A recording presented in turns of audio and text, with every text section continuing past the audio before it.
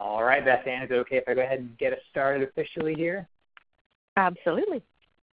All right, cool. Welcome, everyone. Good afternoon if you are on the East Coast, and good morning if you are on the West Coast or somewhere in between. Thanks for being here for today's Bloomerang webinar, Why Good Gratitude Boosts Retention, Loyalty, and Engagement. And my name is Stephen Shattuck, and I am the Chief Engagement Officer over here at Bloomerang, and I'll be moderating today's discussion, as always. And just a couple of housekeeping items before we get going here. Just want to let you all know that we are recording this session, and I'll be sending out the recording as well as the slides later on this afternoon. So if you have to leave early or you want to review the content or share with a friend, have no fear. I'll get all that good stuff in your hands this afternoon, so just be on the lookout for that later on today.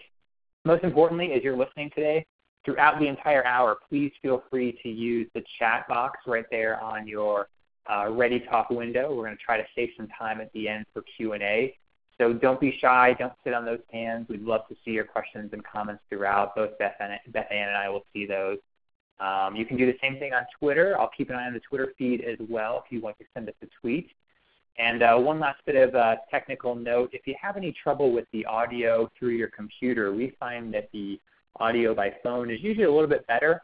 So if you don't mind dialing in by phone, if you can do that, try that before you give up on us completely, since it doesn't rely on software or internet connection or any of that good stuff that can sometimes bog webinars down. So if you want to dial in, there is a phone number you can dial in the email from Ready Talk that went out when you registered. There's another reminder that went out about a half hour ago as well, so you should be able to find it there. And if this is your first Bloomerang webinar, I just want to say an extra special welcome to you folks. We do these webinars almost every single Thursday. We love doing them. It's one of our favorite things to do. But if you've never heard of Bloomerang, besides these webinars, we are a provider of donor management software. So if you're interested in that or just kind of want to learn about what we're all about, or maybe you're shopping right now, check it out. Wait until the presentation is over, because you guys are in for a real treat today for sure. But we'd love for you to learn more about us later on if you are interested. Speaking of that treat you guys are in for, you really are in for one, because I got one of my favorites ever here with us today. Her first Bloomerang webinar. I can't believe it's taken 6 years to get you on here, Beth Ann, but I am glad we finally made it happen. How's it going? You doing okay? It's great.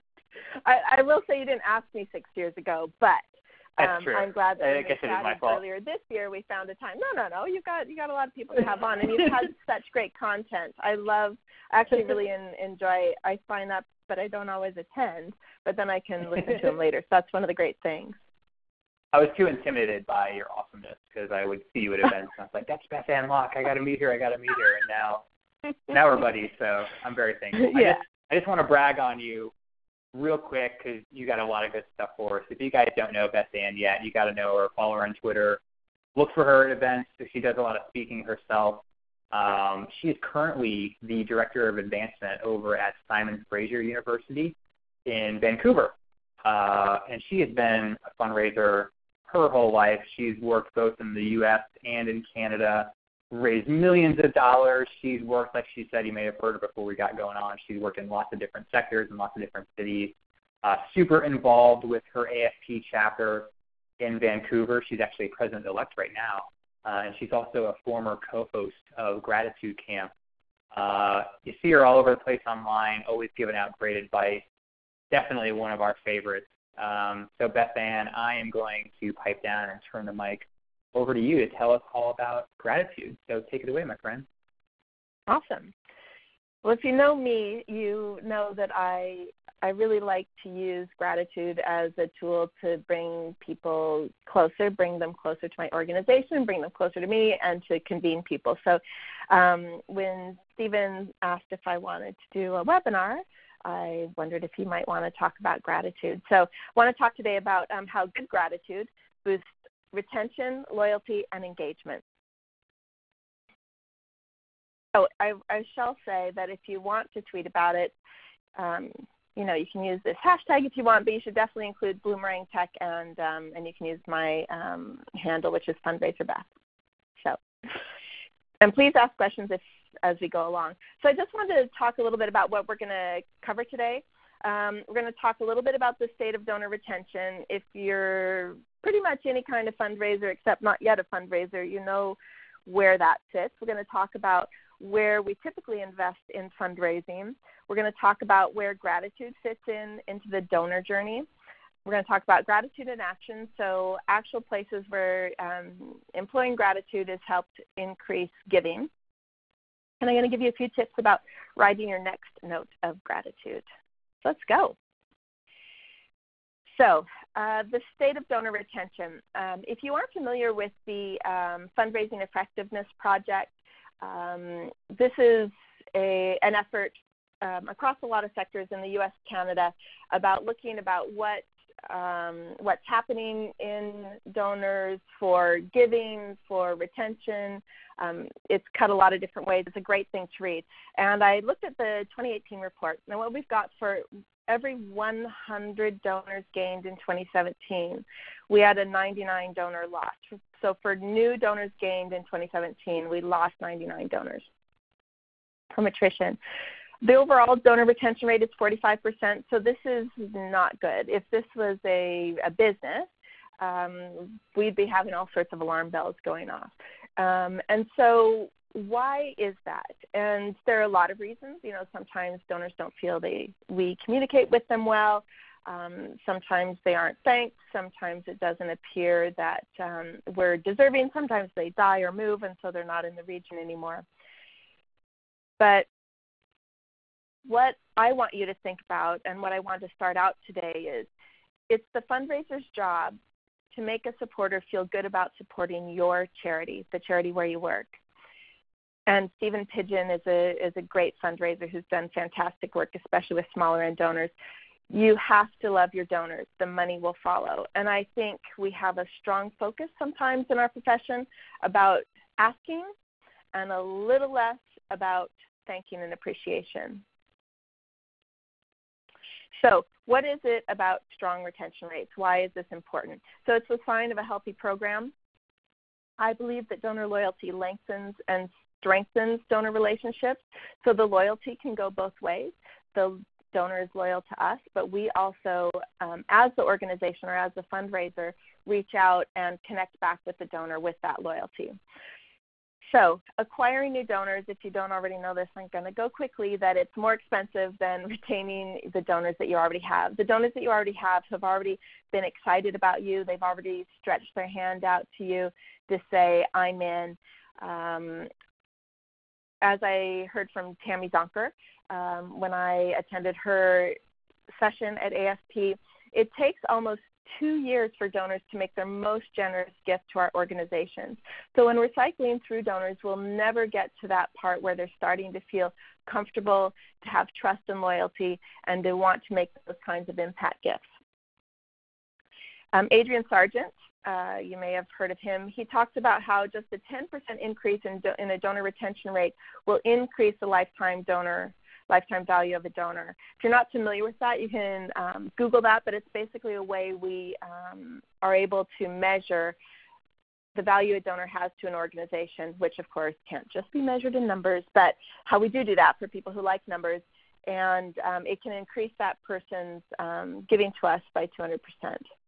And better engaged donors open their circle of peers to us. So if you're doing events, if you're doing major gifts, as people become more engaged, they're going to transfer their trust that they have in our organization to their peers by inviting their friends to come to events or by opening networks so that we can ask for gifts. So it's so too bad that we don't have an easy way to track that donor engagement. A lot of us don't even necessarily know our donor retentions. How many people here, I'll just take a quick little blah blah. How many people here know what their donor retention rate is? I'm just going to watch the chat box. You can say yes, yes, yes, or we do, we do. I wish is a good one. Yes, no. I mean, a lot of you do, which is great, but I would say in my organization, which is a fantastic organization, but I don't think we have an overall donor retention rate. I'm sure we do at the annual giving level, but we haven't looked at what it is for all of our donors. Kate says we only started talking next year. Jackie says, isn't that with the unicorns? But it's important to know that. And in fact, if we were looking more at what our retention rate is, instead of the number of donors we have, if we have 1,000 donors every year, but we're churning through them, we're not actually making progress on what we need to do to build those bridges with our donors to the work that we're doing. And we're not able to leverage the kind of giving and community connections we need to really do the outreach and the community groundedness work that we almost all are doing in the work that we do. Well, except for one thing, we do have Bloomerang, right? Because although we don't use this where I am, I love what they talk about and what they do, and they are able to show what engagement and generosity levels, because all this stuff about retention and loyalty is sort of baked in. Stephen can talk about this more because he's the actual salesperson. But I love this, and as a fundraiser who opens up many, many donor pages every day and just sees, what their past giving is, what their address is, if they've attended any events, that isn't something that I can quickly come through. So if we were able to see this, and if we were judged on what retention and engagement were, I think we would approach some of our fundraising a little bit differently. So number 2, where do we invest in fundraising? And I know there's always a push toward acquisition, because a lot of us or our boards measure how many donors we have.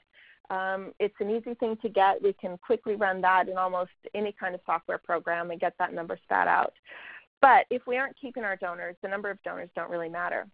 And I believe we heavily invest in all kinds of success for asking, but how is that investment paying off?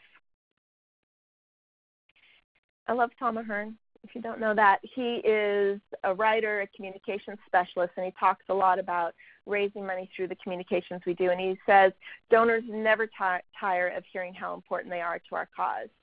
And, sometimes we talk a lot as fundraisers in an organization about the work that we're doing and how amazing it is, and we hired this new breast cancer research and yada, yada, yada.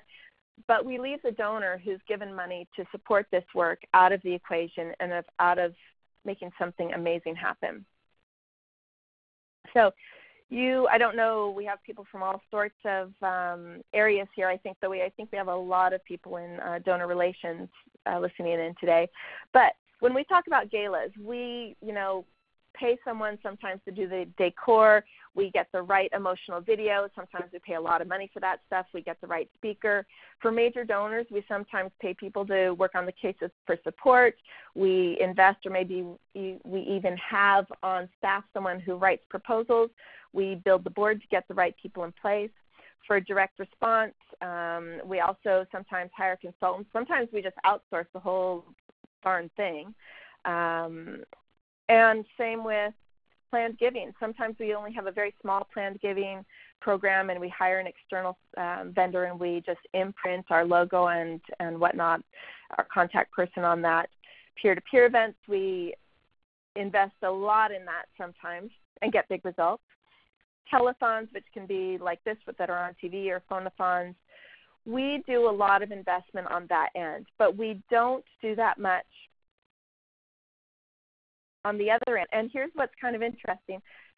With all that investment we're doing, and with all the charities that are out there, and all the asking, and all the learning we've done through science, and all the best practices that we try to employ, we're still hanging around what somebody labeled as the stubborn 2% of GDP, and these numbers are from the U.S., for you in Canada, that Americans gave, over $400 billion to charity last year, but it still represents just over 2% of our gross domestic product, and that hasn't changed. We're all making more money. We're all have more money to give, and yet with all this investment and asking, we're still kind of bringing in even dollars looking at the GDP. But I've got a little solution for you, and that's that we invest for a change in some more gratitude.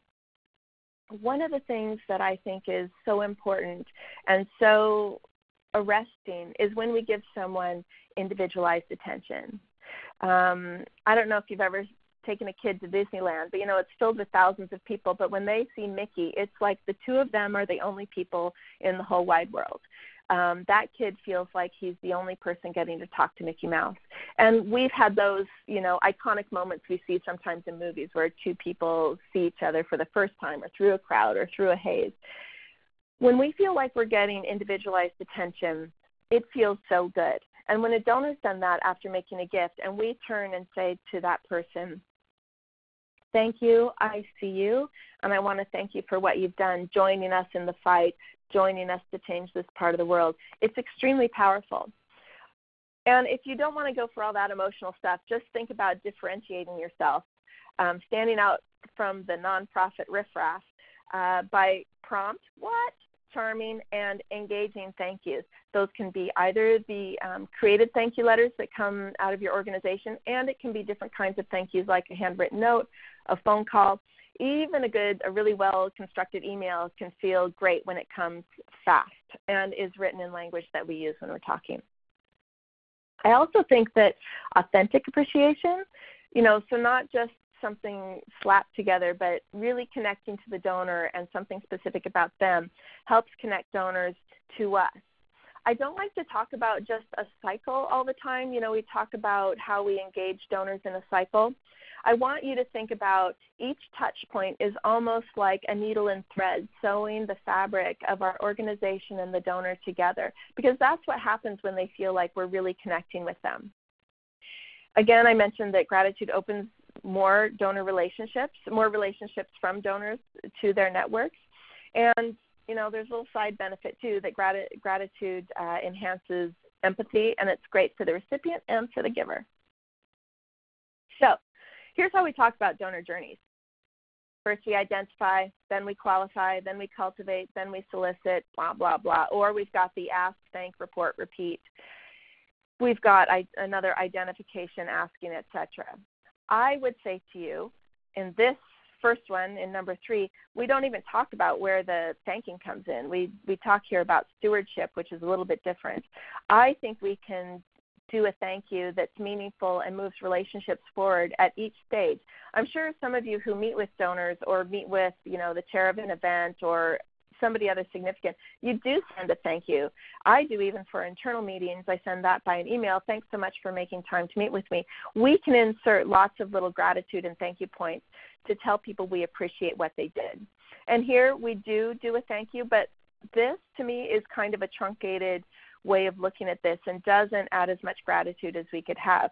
And this has a thank and recognize. Recognition can be important for some people, but I think just putting it in a process like that can end up dehumanizing what we do. We can do a lot better, because I'm going to tell you that the competition is doing a lot of stuff like this, and they've only got 1 or 2 thank yous coming for each gift that we do, for each gift that the donor makes. This is what I was talking about, this attention and being seen and noticed, and actually just taking time to do something like a note, because time is actually one of the scarce things, and even wealthy donors can't necessarily buy time for themselves. When we invest time in making that nice one-on-one connection or more personalized connection if you're scaling up, that means something to people. So how should we show our appreciation? What I want you to think about doing is having prompt, charming, and engaging thank yous. And this can be really difficult. At Simon Fraser, I love the place. It's really great, but I was asked to review a thank you note just yesterday, and it was from our chancellor. A chancellor is like the provost in the U.S., who'd made a gift, a very generous gift, and they had just plugged in the typical thank you letter. So it was the president of the university thanking the chancellor for helping, advance SFU in the community. And I mean, these people just spent an entire week together in convocation with events. Sometimes the people who are merging our letters up don't necessarily have time to actually see who the letter's for. Thank goodness there's a relationship manager like me on this. So I was able to say, no, we don't want to do that because, Andrew and Ann actually work together all the time. Here's the kind of language you want to have. But people who are doing tons and tons of thank yous and just have a process in place will sometimes let that go. And it's so disappointing for a donor to not be recognized for who they are. I mean, it had her home address, but it didn't have that she was our chancellor. It didn't have anything about that. So it's important for you guys to work with the staff that are doing those kinds of thank yous, to be sure to notice the people or have other ways where there's a pop-up or you have a list of your board members if they don't know them, to be able to say, wait, is this one of our key donors? Is this one of our key employees? Is this one of our key community engagement people? Has anybody had that happen to them where it's like, oh my gosh, is that thank you going out like that? Oh, wait. Somebody's scrubbing their data right now. They say, do I have, Aaron's asking if I have Canadian data on this. I'll have to look back to which slide you were speaking of. So it's important to make sure that we're doing as much as we can to make things personalized, even if we're scaling up. Here's how we fail donors. We think of merged letters as being personalized, which they are because we've got the data, we've got the Dear Bob, we've got their actual home address or their preferred address, but they're not personal. They're not personal at all, and we're not fooling anybody. This isn't the sort of 80s where something merged is like, wait, whoa, they could do all these letters and it has my name on it? No. And anchoring everything around a transaction is actually not a great way to spread gratitude. So sometimes you'll see people who have monthly donors who will either put them on the they're getting a thank you every time the credit card goes through or their EFT goes through, which means they get 12 or 24 a year, or they do them, so they're only getting them once a year, which I think is even worse because they don't want to get them every month. They're doing it so they only get them once a year, and I think that's a complete disservice to our monthly donors who are allowing us to reach into their pockets, quarterly, monthly, or bi-monthly. We really need to do that, and I'd really like you, if you have uninspired language or phrases that you're using, and on behalf of, honestly, when is the last time you've used the phrase on behalf of? I mean, I never use it in my regular life, so I'd really think of you not using on behalf of. I'd love you to dive into your thank you letters with something about the mission, something about why they gave. A lot of nonprofits will do this. I mean, I think ours is a little bit like that. We have, some movable text, but sending the same thank you letter for all of your gifts, no, especially if you have different campaigns going on, if you have different projects. It's way easier for the staff, absolutely, no question about that. But that's not what we're doing when we thank, right? We're not trying to make it easiest for the staff. And sometimes we do this where we send a thank you and then we've got why don't we just put a little response device in it, so a little wallet flap envelope so they can send in another gift right away if they want to. Your thank you should be a thank you. And it should be wholehearted, just like when you thank for a Christmas gift from your grandmother, a wedding gift. I mean, any other kind of gift you've gotten. You usually don't say, oh, hey, thanks so much for that wonderful teddy bear that you gave me. By the way, birthday's coming up. Just to keep that in mind, you may want to think about doing a stuffed unicorn next time. No, that's not how we do real thank you in our lives. And when we kind of go into this trying to straddle things like doing an ask and a thank you at the same time, it fails miserably because donors don't feel fully appreciated. They feel like they're being queued up for another ask, and that doesn't feel good. I'm just going to read a question here. I've got a couple here. How often should you thank those monthly donors? So what I've done in the past at an organization was to do them on a quarterly basis, but then I offset them so that each month I was doing some donor thanks, but it was sort of a third of the donors. You could do them 3 times a year as well, but you need to be having touch points that are away from just when they transact. And then you can do something, you can segment those potential monthly donors maybe by the program they're giving to, or just, segment them in some other way, maybe by where they're coming from regionally or their level of gift, and then they won't feel like they're just tied to that. Let's see, Christian is asking, do you think it's okay to do the standard thank you merge copy, but then adding a personal handwritten note on it? Yes, I think that's good. There's one thing I absolutely can't stand. It's no actual signing of a letter, so it looks like it was untouched by human hands. There's no joy in that, and if it feels like we can't take the time to actually do a handwritten signature when we probably deposited the gift as soon as we got it, I think that's really bad form. And even if you have a lot of letters going out, 400 or more a day, if your president or your top banana can't sign that, then send it to a different banana. Segment that so that your major donors are getting thank yous from the top person, but that some live person is actually doing a thank you. What if your CEO president wants the language to be super formal when it really needs to be personal? Hello, academia. Yes, this is one of the challenges we have. I mean, I don't think our letters are too stiff, but there are those people that like that and that won't change their mind. And so what I would suggest you do is to try to do a workaround on them. I don't know how many gifts you're doing there, which is either picking up the phone and having a couple people call and just say thank you, leaving a message. Don't worry about getting the person, but saying thank you, we got your gift today for, spaying and neutering puppies, or thanks for the gift for the blah blah-a-thon.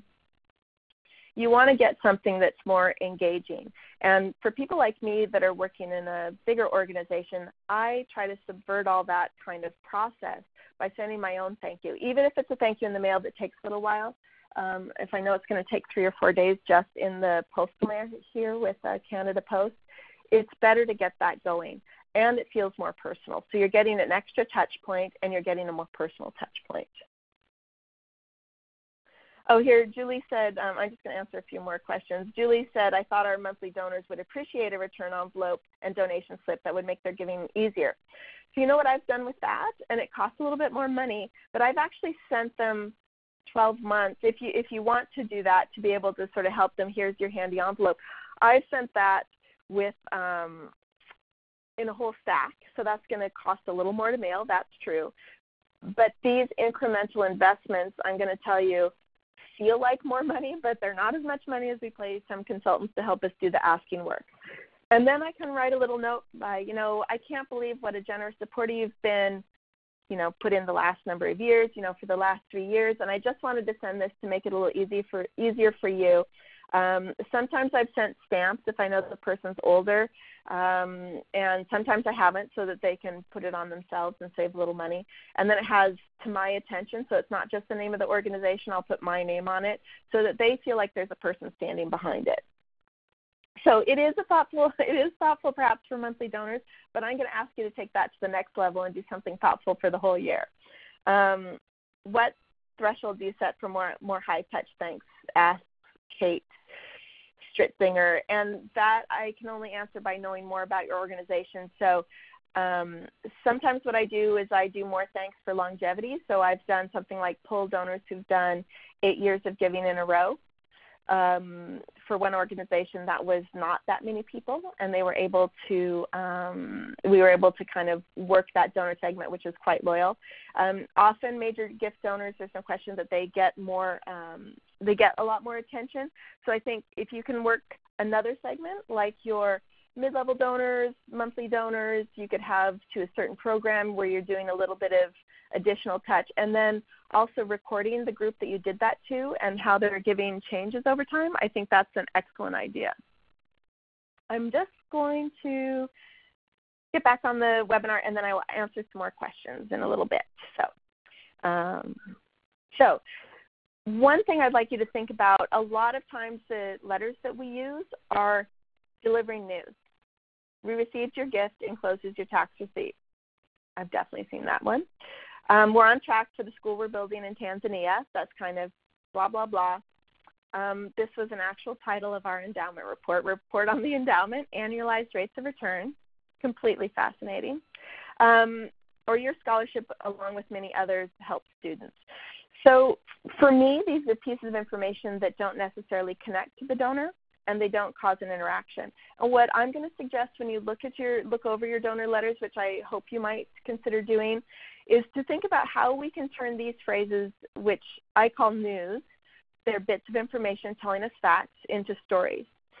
So instead of talking about all this tax receipt stuff, that can be at the bottom. For those of you that don't live in Canada, tax receipts are an important part of what we do, and we need to give those. In the U.S., I think it's, $250 and above gift, you need to provide at least a thank you letter to prove that the gift was received. But why not talk about something like, you are giving our pediatric burn patients a better start to the day, like just launching into something that they're doing that's amazing. Instead of talking about the school that's being built, I want you to see the classrooms that you were building. It really takes the donor there and gives them more feeling of ownership. Yes, it's true, the nonprofit is doing it. We don't necessarily want somebody asking if they can get a flight over to Tanzania to do this work. And for me, endowment reports, the lives you've touched, or even, the legacy that you leave. These are more things about the donor and about the power of the gift for endowed gifts. And then on this, and we do a lot of scholarships where I am, you're the difference between hoping to attend university and enrolling in classes. Lisa wants to say thank you, and sometimes we include a copy of a letter from a student. I think if you think about this shift of just getting the facts out to really thinking about what would engage the donor if I were telling a story about what we're doing. Even if you have a general thank you, you can use this kind of flip to do that. And it feels a lot better to the donors. It feels like you're actually speaking to them. So gratitude in action. I'm going to give you some examples about how different places other than where I am have used gratitude, and some of these are studies that you may be familiar with. How we practice gratitude has a direct impact on how donors feel about what we're doing. So they've already sort of given a vote of confidence, SMAC, either by making that online donation, by joining us, hosting a table, by making a major gift. They've done that. And so, the first part of the interaction is actually to reflect back to them the excitement they felt. I don't know if you've made a gift, but sometimes you're like, you know what? I really do want to help, young women who are thinking about suicide and being bullied. I really want to do something to help them. And that feeling galvanizes you into action and making a gift. And then sometimes we get that gift and we have a process where people are thanked every Friday or every second week or whenever there's time when we're not doing other stewardship or asking things. And that person doesn't feel as appreciated. If you've ever waited around for wondering if somebody got a package that you sent in the mail, you know what it's like when you just don't know what happened or if they liked it. You need to get in touch with that feeling and remember what it feels like to be appreciated. It helps also, doing gratitude helps with other relationships outside donors. And if you haven't read the Underdeveloped report about the turnover and other challenges in our sector, you really should. And I think that the way we appreciate our colleagues, and yes, this is work perhaps we're supposed to be doing every day, the way we do that can not only help employee retention, but it can help us work a little more easily in what I like to say is bust silos that happen to be in a lot of organizations. And it's good for you too. So I love Mark Phillips. They're not one of your donors. And a lot of us talk about our donors. So I'm going to go see my donor. That guy's our donor. No, we are one of their charities. And they can leave at any time, and especially if they're not feeling appreciated. So doing board thank you calls. If you aren't familiar with Penelope Burke, she does a lot of studies. You can go Google her. One of her first ones was looking at what would happen if board members called within 24 hours of receiving a gift. And they worked with a charity where they randomized people who were called and not called after receiving a gift. So 4 months on, the donors were resolicited. And those who were called gave 39% more. So their actual dollar fee, if they'd given $100, they gave, say, on average $139 more. And then 10 months on, so that same group that had been called 10 months on, the donors were still giving, and overall they gave 42% more than the control group. So this is why engaging people other than staff, having staff call is fine, but having someone who's not paid by the organization is even better. So board members, volunteers, we have volunteers that call some of our planned giving donors. It's a great way to engage. be prompt, for goodness sake. Again, I wish we couldn't deposit the money until the thank you note went out, because it would really get us going on that. Because as you know, we have a lot of electronic, online and other kinds of text to give type things. And except for checks, that stuff comes in right away. And we often are lagging behind on how we thank. So McConkey International did some work. They're out of the UK, though they've merged with another organization. First-time donors who received a personal thanks within 48 hours, this could be staff, could be non-staff, were 4 times more likely to give again. So, that first-time donor segment is an important one that we want to be able to welcome to our organization, to tell them more about how their gift is making a difference. And if you perhaps even just segment out this group, you're going to get a little more boost and also retain donor loyalty. I'm just going to look to see if there are any little questions here. Oh, somebody loves top banana. Okay. Does it work to do a thank-a-thon once a year, says Christina Price, where we call our donors to say thank you? We usually do this a month or so before our holiday campaign. Is it better to phone donors as gifts are received? Well, I like a thank you. I like a thank-a-thon. I've done those in the past. I think they're effective. You kind of get to have that group feeling with the group you bring together. The very first place I worked, we did one of those. Some board members came, but we also invited nurses to come. I worked at a trauma center. And also the fundraiser, there were 3 of us in the office. So the 3 of us also called. And first of all, it felt really good to have everybody there doing thanking. So there's a nice kind of bonded the group together. We were a new development office. And it was a way when I've had it where I've asked board members to call, and you don't always get information back about whether they called, about any of the information they gleaned. When we did it there, they could hear us talking like we gave them a sample script, but they also could hear us making the calls and leaving messages and things like that. I like having that. It kind of depends on what your board is like, or if you're getting volunteers to call, etc. And I don't give those people the amount of the gift. I did give them giving levels, like this was a major donor or this is a monthly donor. I tried to give them a little bit of a explanation about who the donor is, but not what the actual gift amount has been. And so I like that idea. Sometimes it takes a lot of time, I believe, to wrangle volunteers and board members and follow up on them. So this can save staff time when you do it all together. I like it when they're received if you can. If you can set up, half an hour in the day, depending on where you are in your in your staff, what you're doing. Are you stewardship? Are you major gifts? Setting up half an hour to be able to thank for gifts that have come in. I only get a weekly report on gifts that have come in for $500 or more, but we can then, 1, do a thank you, but 2, also ask the faculty member to send a thank you. How do I feel about board thank you emails? I think they're better than no thank you from a board member. I think a call is more personal, and they don't have to get a hold of the person. Leaving a message, because we know people screen their calls, and we know people are afraid that they're going to get crazy robocalls, or they're going to get asked for something on the phone. It's okay to say, oh, hey, I'm Christina, and I'm calling from the, SFU board, and I just wanted to call to thank you. I heard you made a gift recently, and we're so delighted that you did that. Community support is important to, student excellence, getting students to college, whatever the program was for. I think that's really important. Immediate phone, Lauren Laporte says, immediate phone call from staff, like the development director, for first-time donors equals better than no phone call at all. Yes. So I'd say a quick thank you from somebody is better than no thank you from anybody, and fast is better than slow. And if your organization is going to be sending out a thank you, like what I would call a merged acknowledgement letter for the gift, that is going to be a touch point that they get.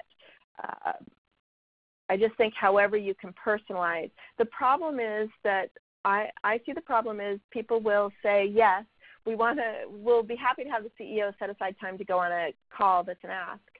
but not so much for the thank yous. And that's the kind of mind shift I'd like people to understand, that these quick thank yous are going to increase our donor retention and increase giving. So I'm going to just hop back. I want to see how much time, because I don't want to run out of time here. Don't ask. Again, do a thank you call. So Union Gospel Mission here in Vancouver, they had a really big stewardship group. And in November of 2012, they just did 2,500 new phone calls to new donors. So they just did that all day, every day. And by March 2013, so just about 4 months later, 800 of the people they called had made a second gift with no additional solicitation.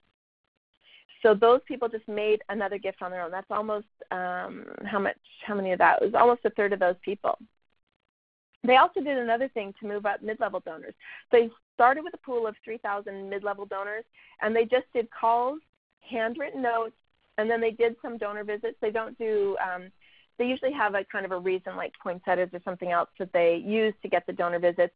That team reached out, doing about 250 touches a month, which is amazing. And the following year, 30% of that pool of 3,000 gave a second gift of $200 or more, worth $200 and more, and 10% of them became major donors. So this is why personal touch, why using gratitude to make those personal touches is so important. So I would suggest, find a segment. Most of us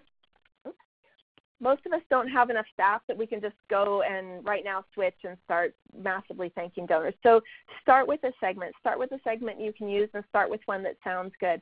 So for that group where I went for 8 years of continuous giving, it was 8 years of continuous giving out of 10, by the way. So if they'd skipped a year, I still included them. When I did 10 years, we just didn't have enough people. We hadn't. That was a Parkinson's organization, and that population didn't have the same longevity, perhaps. But you can also use, pull up wealth ratings, look at engagement. Whatever you do, get that group, tag them as a group you're going to work, and then do additional thanks. And then track them after 1 year, track them after 2 years, maybe even track them after 3 years and see what's doing, because then you have the proof of how your donors work. And set aside time to do this. So for me, that's about marking time on my calendar. I mark work time, time that I need desk time or to work on a proposal. I'll mark that off so I don't get somebody making an appointment on top of me. And I'll also mark off half an hour every day to do a thank you note or to do some thank you calls. That's the best way to get it done. And honestly, if you did 2 thank you calls at the start and end of the day, or wrote notes or whatever you wanted to do, you'd have an additional 200. That's just if you, have your usual work time with vacation. You have at least 200 more special touch points.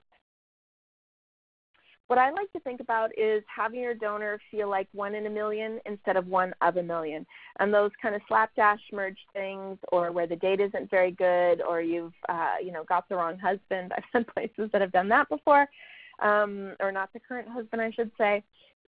Usually you only have one husband at a time, but you want them to feel special, because a lot of donors know, especially responding to direct response, that there are a lot of people coming in. They don't want to feel like their gifts are just being, raked or, using a leaf blower into a bank, and that it doesn't really matter. Now, some of you are probably thinking, you know what? Handwritten notes are really good for old people. So I will say absolutely. This picture on the upper left is actually my grandma just died. She is from the GI generation. And she had many, many, many, many groups of letters from different people, including, she'd returned all the letters that I'd ever written her, and all of my siblings. But this is the letters her brother wrote her during World War II, and she cherished these. For people in older generations, this was their a precious way to communicate. There weren't a lot of ways. Phone calls were way too expensive if you even had a phone. And it was the thing that was sort of most democratic. And as those people got older, so the people born up until 1945, that was the typical way. Again, I remember not being able to talk too long at a long-distance phone call because my dad would get all mad because it cost real money back in the day, right? For boomers and Gen X, handwritten notes signify an investment of your time into them. And again, time is one of those scarce things we just can't buy. So it feels like you've prioritized them by sitting down to write a note or taking time to make a call. And that's the part where an email ends up, I mean, it's better than nothing, but it ends up cheapening that relationship a little bit. Or it doesn't quite feel as valuable because many of us are all the time, all day on email. And for our younger generation cohort here, and if you're raising money for people born after 2014, I'd love to hear about it. But personal notes are that sort of like artisanal, like paying $5 for buttered toast at a restaurant. They're unusual. Our brains are taught to look for unusual patterns or unusual things because we've all gone paperless so much in the different things that we do. We don't even get things like in the old days, we used to get bank statements, your hydro or electric bill in the mail. We don't get that anymore. So seeing a non-number 10 envelope arrive in the mail is something to kind of get excited about. So writing your notes of gratitude. I have so many people who say to me, I just don't know where to start. I don't know what to write. So I always set out with the intention of creating connection. And I just did a bunch of thank you notes for people who made gifts in my grandma's name. And, of course, I didn't really know any of these people. But what I did want to do was figure out who the group or person was and why they gave to the charity they gave to, because we just asked for that, give to your favorite charity. That's the kind of connection. Or I said, my grandma really enjoyed getting together, with the retirees. It was an important part of, her life after retiring from the school district. So thank you so much for thinking of her because you were important. Making that connection and finding what that connection is, even if it's a light touch connection, will make it feel very authentic and make it feel especially personal. And if nothing else, you can connect the donor back to the mission, to the event that they attended or sponsored, or to the campaign that you asked them to give to. Steve Jobs talked about, his favorite things don't cost money, but time was that one most precious resource. And so that's what I want you to think about. It does take your time as well to do that, but that's what makes it valuable. The other thing when you're writing these, we often think about our donors sort of being in the stands. We're doing this work, on here I use this football image, but it could be hockey, it could be soccer for the World Cup, right? So that kind of football. And like our donors are cheering us on, and we've got all the frontline people doing the work down on the field. But actually how the donors want to feel is more like this, that they're in the huddle, that they're with us, advancing our mission, saving another acre of the Great Bear Wilderness, or making sure that kids have a safe place to go if they're in a domestic abuse situation. That's how they feel. They feel like they're going to be partners with us, and that's what we want to draw on is those feelings. Instead of distancing them and just saying that they're ATMs, that they're just giving us money, bring them in. Even if they're not actually doing the work, they're really shoulder to shoulder to us, feeling as if they are doing the work, and we need them to do the work. So how do I start a note to a stranger? So I use this sometimes. Your gift just came across my desk. Now, the truth is that I don't get any cash across my desk. Very rarely does a check come to me. Sometimes if it arrived at a faculty member. But it has the donor feel like somebody touched it, somebody opened my letter if they're sending a check that way, and it feels like it mattered. Or has the person been supporting for years? So when I'm doing thank you notes, I always open the record and try to take a look at how long the person's been giving, what have they given to. I can kind of get a snapshot of that. And I'll reference that. Wow, you've been giving for a long time. You're one of our most loyal supporters. Or I look at how they were connected. So for me, that could be somebody who is an alumni or a former faculty member, or retiree from staff or faculty. And that's what I will mention. Those things then feel like I was remembered. It mattered. I'm not just one in a million. So I'm going to answer a few questions, and you can look over. I've got 7 tips for note success. So what have I got here? We do an auto receipt and then a welcome series. This is from Haley. auto receipt, I'm guessing that's from online giving. Welcome series, great. And first-time donors get a phone call. Should we be doing more? I think that's great. I would suggest you take a look at, your auto receipt. Can that be more personalized, or can the language be warmed up at all? Because it's nice to speak in a conversational manner, although I recognize that there are some bosses that are not into that. I think that that's good. What you might do, because you're doing this for first-time donors, is there another segment so that, it could even be people like your internal family, your board, your staff that are giving. Is there something we could do that's a little more special for them? Because I notice we don't. Being a giver to SFU, I notice we do, because I'm giving to a scholarship, I get personalized attention. But anything else, I don't get personalized attention. That kind of sucks.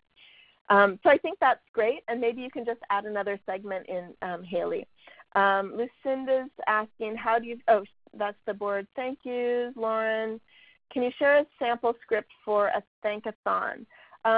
If my email is at the end of this presentation, and if you can email me and ask for that, I will do that, but I won't go into it now. And then let me know like what your charity is, and maybe what your major gift level is, or who you might call. Christian says, are there strategies to get board members to do thank you calls? Our board seems resistant. Your board seems resistant in part because people are like, I don't like thank you calls. Like, I don't like getting people, or I don't like calls that interrupt my day. They are imprinting their own feelings and projecting that onto donors.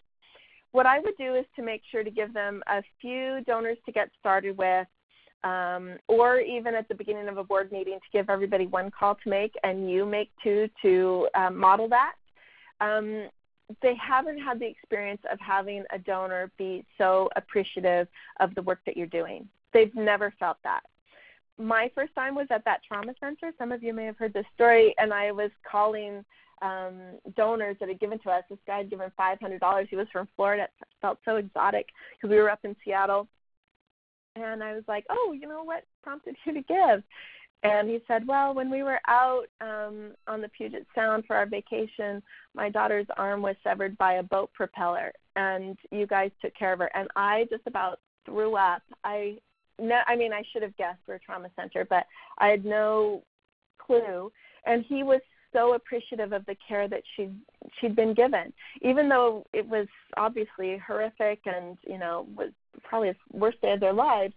When you're doing the kind of work that makes a difference in people's lives, the appreciation is so deep from the bottom of their hearts, and they want to do something to help others that are in that situation. Or, if you're doing something for the environment, to keep, the environment, one square of the world from being paved over, whatever your mission is. It's until you've heard that yourself, you don't understand how people can just love to hear from the organization. So what you might do is kind of give them some easy, what I'd call a lob, something that it's a donor who's given. They're a long-time donor. They'll be delighted by that. An older donor will also be more likely to potentially respond to the call. So that's one strategy. So my 7 tips, I'm just going to go back to that before I see Lauren's question there. Write with the intention to create connection. So how can I connect myself to that donor, or connect back that donor to the gift they gave and what we're doing as our work?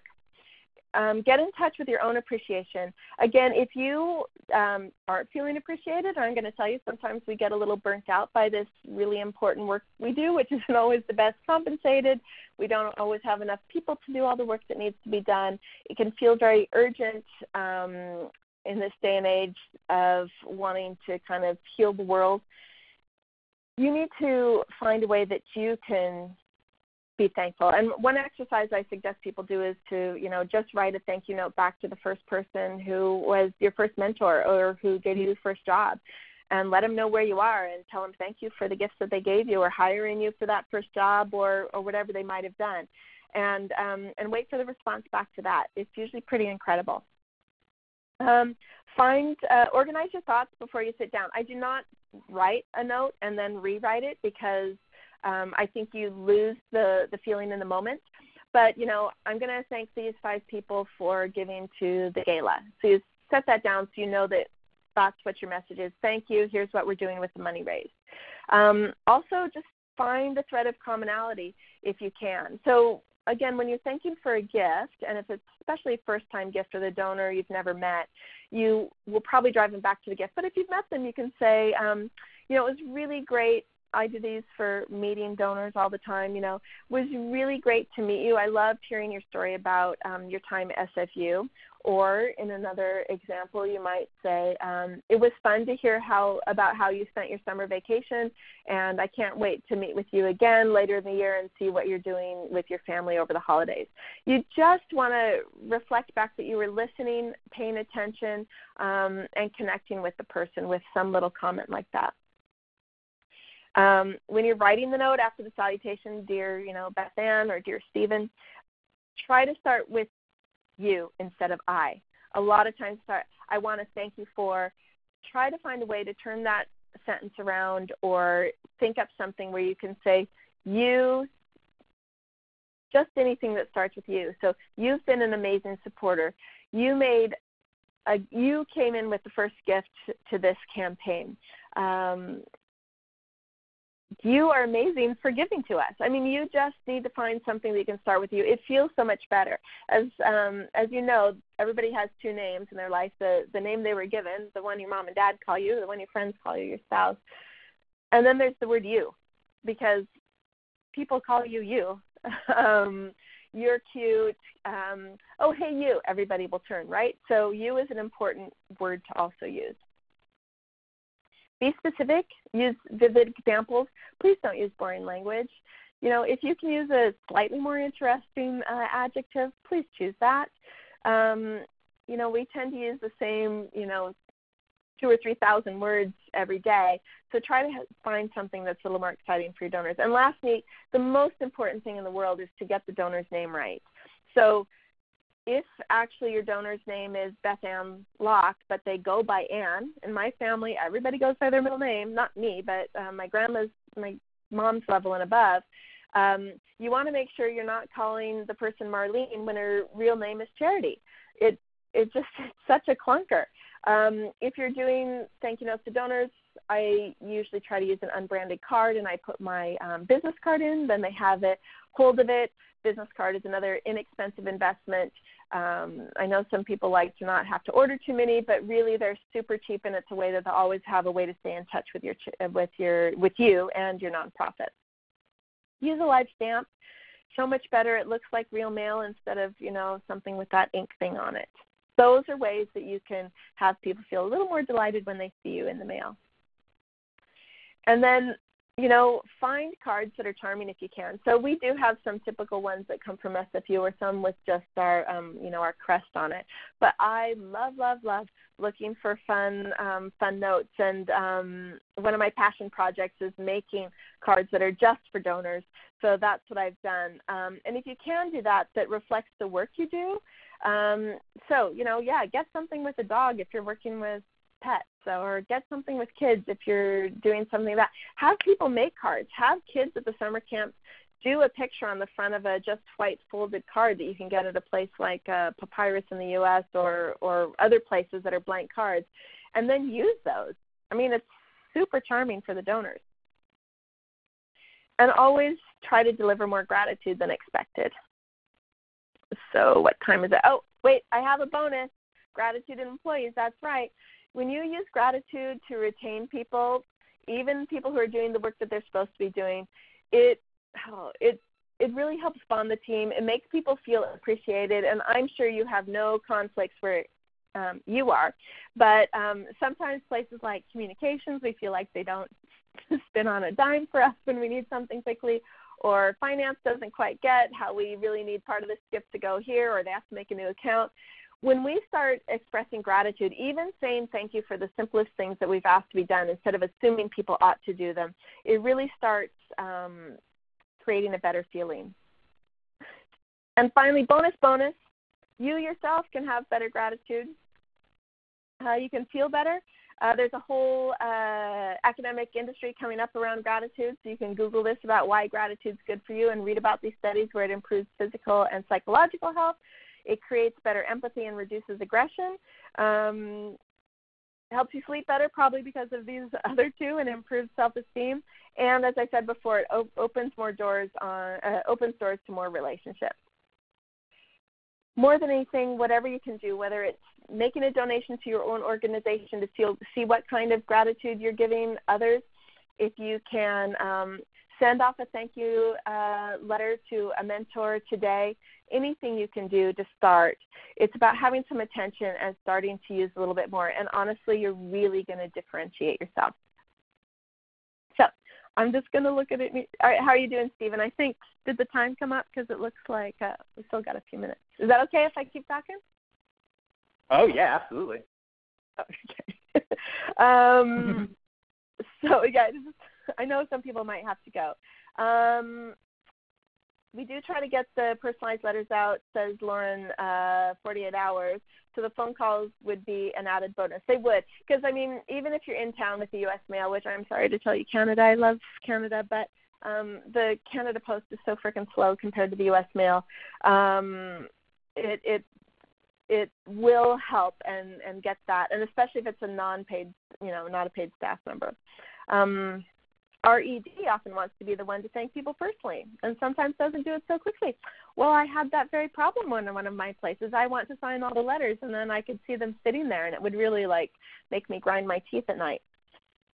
So I think you can tell your ED that's so great that they want to thank them, and you understand that they're very busy. So what you might do is try to show them some of the studies about prompt thanking and tell them that you're going to do kind of a really quick turnaround thanks, which could be phone call, could be email, could be something else. I don't know if your ED, Allie Rice, is doing it by phone or what, or if he or she is reporting back and saying that they haven't done it yet. So I don't know how you know that they're not doing it. But, yes, I think you can do a go-around. Again, this is about the donor, and I get that people have good intentions, but if they're not prioritizing the thanking, it won't get done. And that's, again, that thing about investing and asking. People will set aside time for asking, but not so much for doing the gratitude, appreciation, and thanking. Susan's saying, do you have good strategies for capturing phone numbers? So, I don't know, which segment you're talking about. So, I mean, you can ask for that information.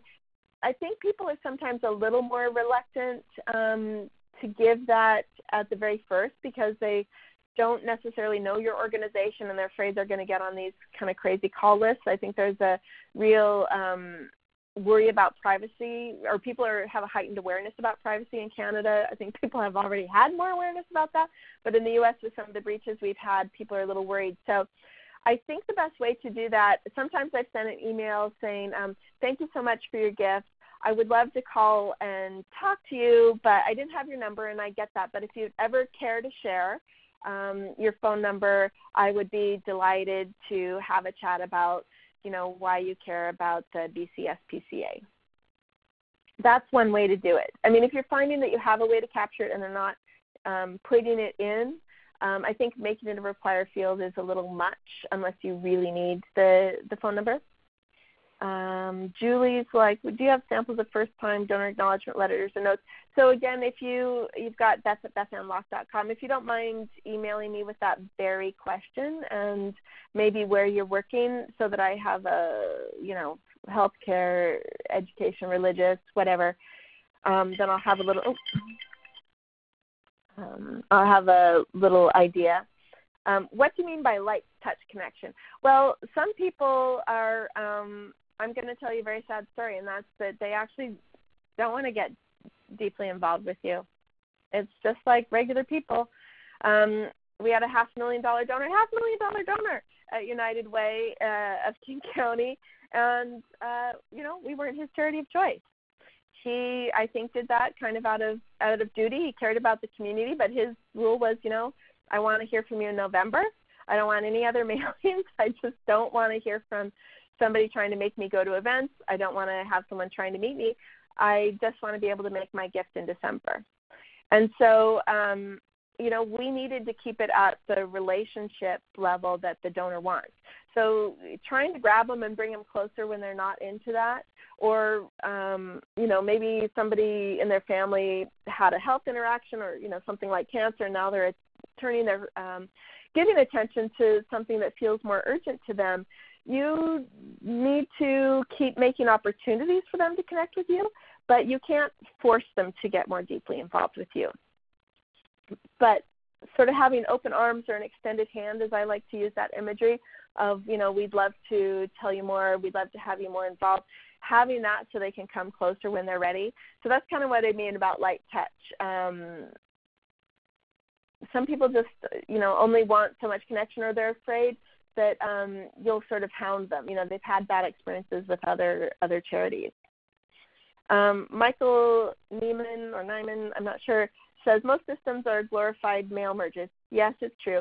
Do you know of any systems, processes that automate thousands of highly personalized thank you letters, hand notes, handwritten notes, and automatically wrote VIP donor letters or call lists to senior staff board members? So Stephen, can you cover your ears? I've mostly worked with Blackbaud most of my career. It's okay. Sorry. So I was, used to doing those systems. Also, I'm afraid to tell you, some people may consider me a bit of a control freak. So I like to have more control over, I like to download it into a spreadsheet. And I like to download additional information such as, so where I have the donor's name, address, that kind of contact information, or just under that, I'll put in, because we'll have the gift amount and the fund they gave to, maybe the date of their gift. You'll have some of that detail. I'll actually have them add constituencies. And,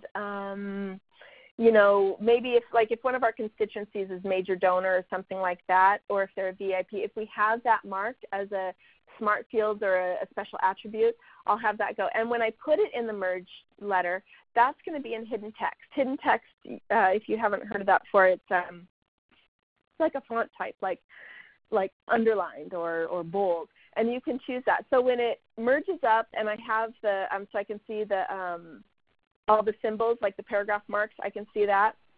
I'll be able to have the person see, are they a VIP? And then I could arrange them. The other thing you could do is to segment, if, I don't know how many you're doing, Michael. You seem like you have a lot of mail. What you could do is, as those are downloaded to be merged, you could segment. So anybody that has a VIP/major gift constituency, however you've got those, or attribute, pull those aside and have them done a little bit more one by one. I think what SFU does is it's by dollar figure, so the president is signing certain letters, and then they route them to the relationship manager, in my case, things that are coming through the Faculty of Arts and Social Sciences, to take a look at that.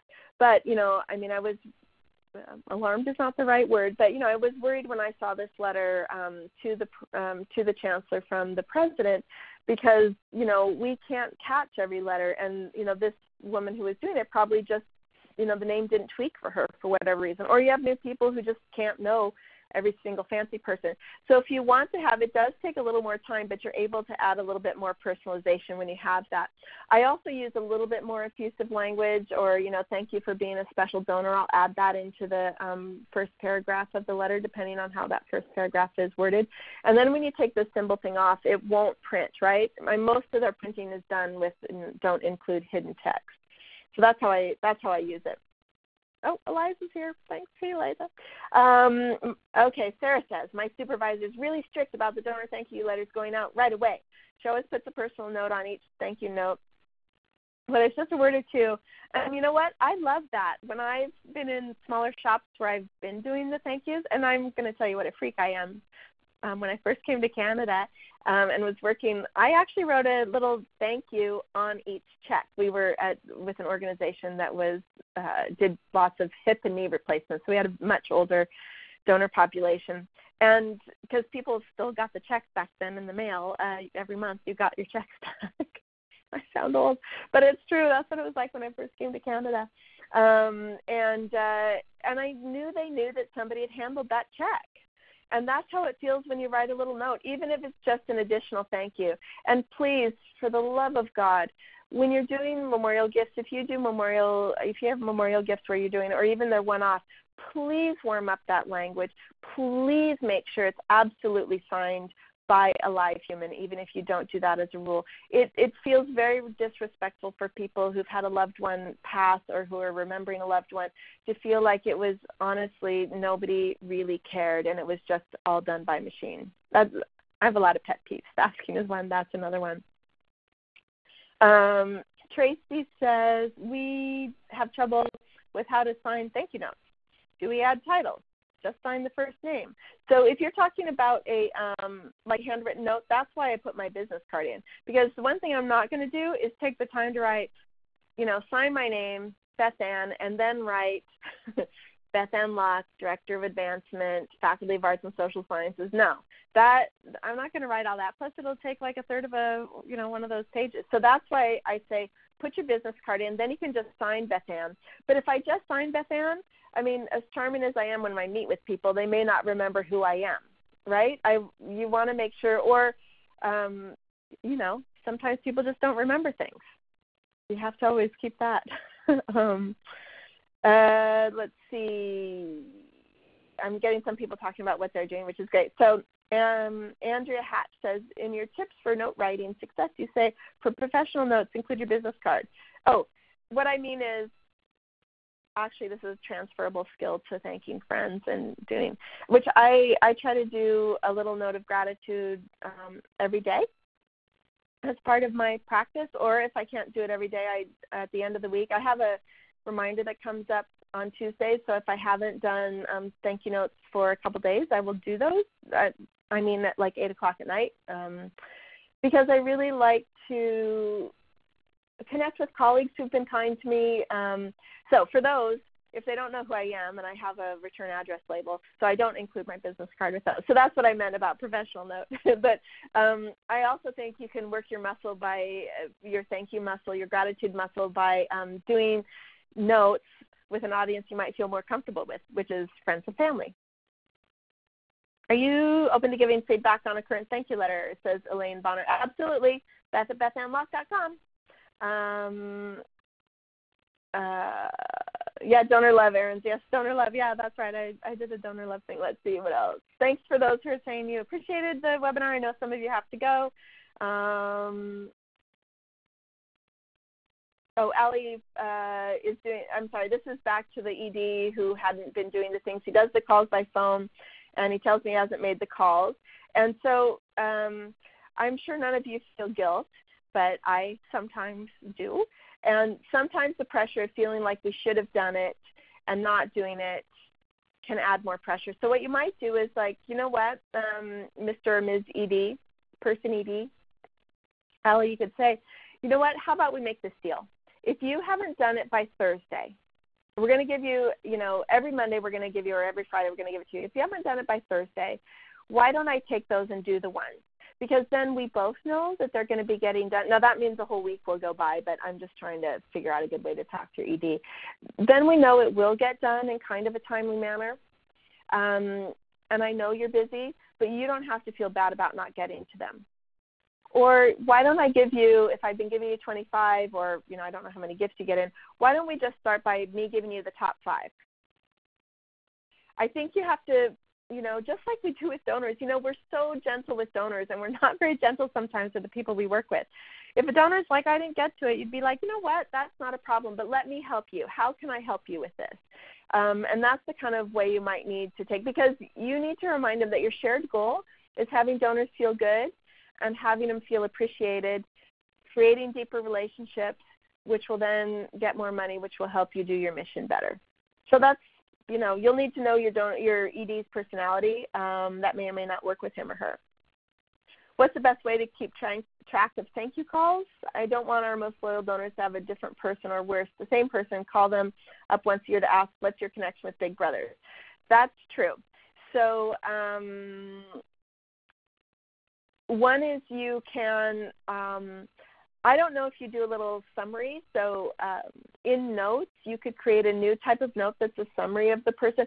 We have this, or I like to use a part of where we're tracking the ask portion, what we call opportunities, where I am. And I like to give a little recap of this person, why they're giving to this, what their little history is, so is it an alumni, et cetera. That kind of thing is useful to download. But if you, for VIP people especially, and people can get tired of repeating that, so one option I'm going to suggest to you is you create a new note called donor history or donor overview, donor motivations. These are the things that are going to give you the high level about why the donor is connected to your organization. And that, depending on what your program is, you can, at least in Blackbaud, other programs I've used in the past, I can choose what type of note's going to come out to send to the person that's going to make the call. So I'd kind of make, in Razor's Edge, they have a thing called phonathon notes. You can kind of give some general information, person, spouse, etc. So I would put that out on that. And then you have that. You could also just make sure that the the VIP people are only getting called by VIP staff or board members. You can also have them not ask that question. You can have them ask, what's been your favorite thing that we've accomplished over the last 2 years? There are other things you can ask to help elicit a connection, not just, why did you start with us? I find that with a lot of organizations that have longevity in their donor base, we haven't tracked that information. We don't necessarily know. And it's great to have that discovery. Sometimes we've made assumptions about why they're connected to our organization. Need to honor the donor's wishes, absolutely. The more personalized, the better, and don't make it look fake, says Gary. Absolutely. Agree to be sensitive. There's thank yous. I'm glad you liked it. Gary uses Bloomerang, so we've got one in the house at least there, Stephen. So anyway, I think I've covered all I wanted to do. You can ask more questions. That was awesome. I could talk forever on yeah, this. Can people? By the way, I love it. Oh, I know, and I'm a believer too. We could talk thank you cards all day. Yeah, exactly. How can people get a hold of you? I have to send you some of mine. They can tweet at me. Yeah. They can you do the talk best about your thank you cards? You were so bashful about your thank you cards, but you guys should check these out. You can buy thank you cards from Beth Ann. I did. It's kind of a brand called Give Times Thanks. GiveXThanks.com is it, and I'm just getting started with it because I feel so passionate that it's not good thank you cards to send to donors. And donors, volunteers, community leaders, people that we're engaging. And so I'm just self-financing this, but just started with these two. I have tons of little things like this. They're letterpress. They're done on a Heidelberg letterpress. They're actually kind of nice quality. I'm selling them in Canadian dollars, so for you Americans who don't understand what that means, it's like a 25% discount. So the cards are like $6. There is through the month of June, I think every card sold is 10% off, and I think there might be another one called Tweet Thanks. If you tweet at me or send me an email at beth@bethanlocke.com, I'll share with you a discount code. Oh my gosh, there's only a few days left. Maybe I'll extend it through Canada Day and 4th of July for my bi-nationality persona, but anyway. Anyways, thanks so much for having me on. I just love what you guys do. I really do love what you do. I really would love to be able to go to an organization where I'm able to use Bloomerang, because I think donor retention is really where it's at, not the number of donors. The amount of money is also important, but donors can make more room in their hearts to give to you if you're telling the story, if you're connecting with them. I've raised money through 2 downturns, through the dot-com bubble and through the 2008-2009 when I was at United Way. And I'm telling you, we asked people for more money because we did a little mini campaign for $11 million for basic needs. So for keeping lights on, for heating homes, for rent, for people in deep need in King County. And some people couldn't give because they were letting people go on their corporate rent and things like that. They were trying to help, but others did. When you're able to talk about what you're doing and how you're touching people, and you're able to do it authentically and have authentic conversations, donors will give more. So gratitude is one way to start that. So anyways, thank you so much again, and thank everybody for coming on, and for those that are listening afterwards, I hope you enjoy it, and feel free to get in. I can do a broadcast, everybody. I can give the website, right? Broadcast to all. It's givexthanks.com. There it is, send. Yeah, so you can go Perfect. on. I just have two right now, so don't get too excited. I'm trying to come on. I have more. I just have to get to the printer and get them done. So check it out. Follow her on Twitter. Check it out. Send her an email. Obviously, awesome. Yeah. Thank you. Well, sorry thanks, Beth Ann. It's my pleasure, honestly. You guys are so great, and I can't wait to see you again. I really want to come out there sometime because I feel like you're getting a little philanthropy belly button of America where you are in Indianapolis, right? I know. Isn't it? Yeah, absolutely. Yeah, I think so. I'll see you this year, I'm sure. This is great to have you. This is a nice way to end the fiscal year. So all of you who have fiscal years ending this month, good luck. Hope it goes okay. Take some time off in July. But don't sleep too long because we got some good webinars coming up. We're going to take a week off for the 4th here in the States, but we are back in 2 weeks from today with Marjorie Trace, one of our favorites. She's going to talk about some career advice for you. So maybe if you're struggling with maybe your salary or advancement within your organization, check it out. It's going to be a good one. She's so good. She's so good. Yeah. She lives in Oregon, awesome. Right? Yeah, she's in Portland. All right, thanks That's again. Right. Yeah, exactly. All right, guys. Take care. Look for an email from me with the slides and the recording, and hopefully we'll see you again on the next Bloomerang webinar. So have a good weekend. Have a safe week with the holidays here in the States. If you're in the States, stay cool out there, and we'll talk to you again soon. Canada has a holiday. Hey? Oh, yeah, Canada that's right. has July 1st Canada Day. Don't just skip us over, man. It's a great holiday week for everyone. Yeah, it's a whole week. We should all right, take guys. the whole week off. Take care. I'm going to do it for sure. Bye now.